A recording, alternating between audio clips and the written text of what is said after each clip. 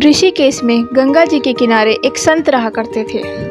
वह जन्म से ही अंधे थे और उनका रोज का एक नियम था कि वह शाम के समय ऊपर गगनचुंबी पहाड़ों में भ्रमण करने के लिए निकल जाते थे और हरि नाम का संकीर्तन किया करते थे।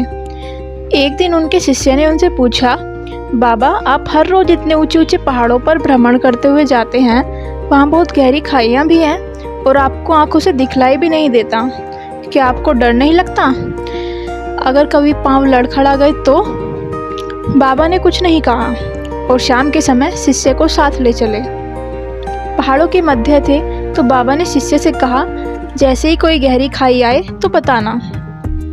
दोनों चलते रहे और जैसे ही गहरी खाई आई, शिष्य ने बताया कि बाबा गहरी खाई आ चुकी है। बाबा ने कहा, मुझे इसमें धक्का दे दो। अब तो शिष्य इतना सुनते ही सकपका हो गया।